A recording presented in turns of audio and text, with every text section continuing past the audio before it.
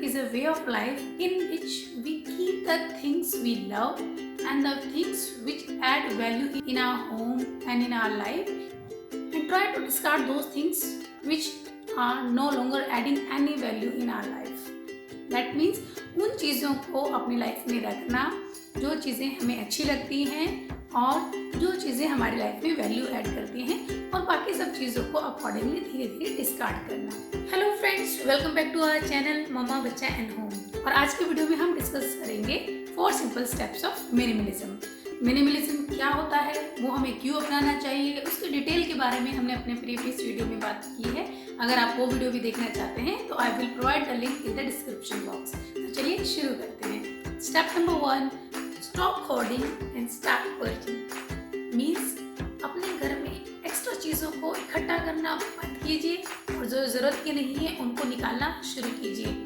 हम सबकी आदत है, चीज़ें अच्छी लगी, सस्ते में मिल रही हैं तो हम उनको खरीद लाते हैं, चाहे ज़रूरत हो ना हो, यूज़ आएंगी नहीं आएंगी ये तो सोचेगा ही कौन।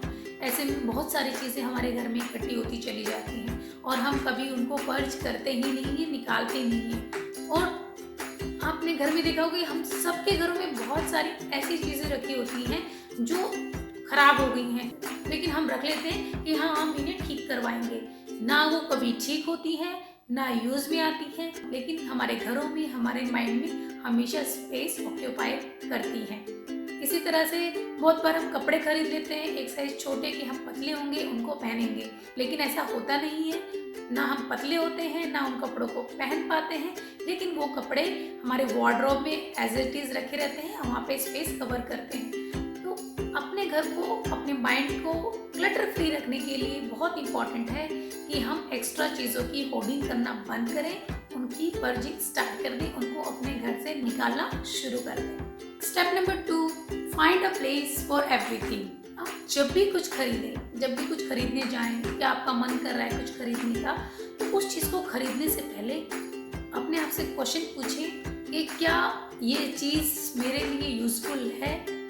सेकंड क्वेश्चन, क्या इस चीज़ को रखने के लिए मेरे घर में स्पेस है। अगर आपके पास इन दोनों क्वेश्चंस के आंसर हाँ में हैं तो ही आप उस चीज़ को लीजिए, तभी वो चीज़ आपके काम आएगी। अगर आपके पास उस चीज़ को घर में रखने की स्पेस नहीं है तो मान लीजिए वो चीज़ आपके घर के लिए और आपके माइंड के लिए क्लटर ही है, क्योंकि अगर आपके घर में उस चीज़ को रखने की जगह ही नहीं है तो आप उसको कभी भी प्रॉपरली यूज़ कर ही नहीं पाएंगे, और जब यूज़ ही नहीं कर पाएंगे तो आप सोचते रहेंगे ये मैंने क्यों लिया, इसका मैं क्या करूं।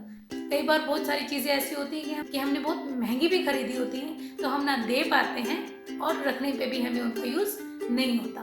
तो ऐसे में बहुत ज़रूरी है कि जब भी आप कुछ खरीदने जाएं तो तभी खरीदें उस चीज़ को जब उस चीज़ के लिए आपके घर में प्रॉपर स्पेस हो। Step number 3, don't follow the trends. चाहे फैशन का हो, हाउस होल्ड डेकोर का हो या किसी भी चीज़ का हो, ट्रेंड्स थोड़े दिन में चेंज हो जाते हैं।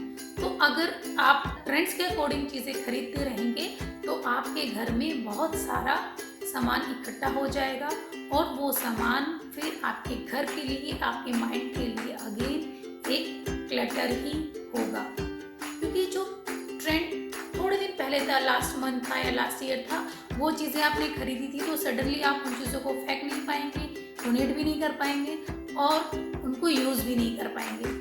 ऐसे में आपके घर में बहुत सारा सामान इकट्ठा हो जाएगा। तो जितना ज़्यादा आपके पास सामान होगा उतना ही आपका टाइम और एनर्जी लगेगी उन चीज़ों को ऑर्गेनाइज करने में। चीज़ों को ऑर्गेनाइज करना बहुत ही टाइम कंज्यूमिंग और एनर्जी कंज्यूमिंग काम होता है। और कई बार जो ट्रेंड में चीज़ें होती हैं हम ले भी आते हैं, बाद में हमको पसंद भी नहीं आती। ऐसे में ज़रूरी है कि हम ट्रेंड्स को छोड़कर अपनी ज़रूरतों पे ध्यान दें कि हमें क्या यूज़फुल है और क्या यूज़फुल नहीं है। क्या जो ट्रेंड आज है क्या वो ट्रेंड हमारे लाइफस्टाइल से मैच करता है, क्या हम उस ट्रेंड को फॉलो करते हुए कंफर्टेबल हैं। अगर हैं तो आप सोच सकते हैं, लेकिन अगर आप उस चीज़ को यूज़ करने में कंफर्टेबल नहीं है तो ट्रेंड के हिसाब से चीज़ें ना लाएं। Step number 4, discard responsibility. बहुत ज़रूरी है कि जो भी हम अपने घर से सामान निकालें, जो भी हम पर्जिंग कर रहे हैं उसको रिस्पॉन्सिबिलिटी के साथ करें। अगर आप मिनिमलिज्म अपनाना चाह रहे हैं और अपने घर को डीक्लटर करना शुरू कर रहे हैं तो उसमें बहुत सारा सामान ऐसा निकलेगा जो अब आपके लिए यूजफुल नहीं है और किसी और के लिए अब भी वो काफ़ी यूजफुल हो सकता है। जैसे पुराने कपड़े, किताबें या घर का कोई भी सामान है, किचन का सामान है या बच्चों के पुराने टॉयज हैं जो आपको लगता है कि अब आपके यूज़ के नहीं हैं,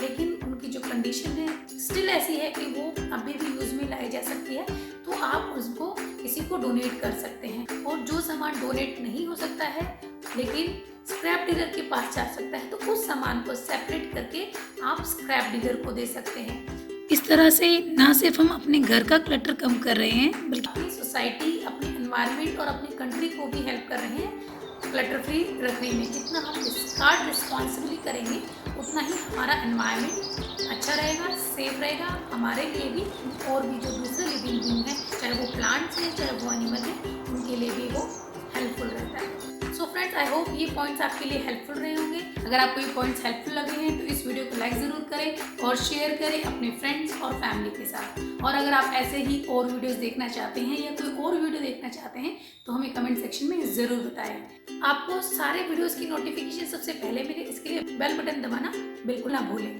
तो stay tuned, till then stay healthy, stay happy. Thank you for watching. धन्यवाद।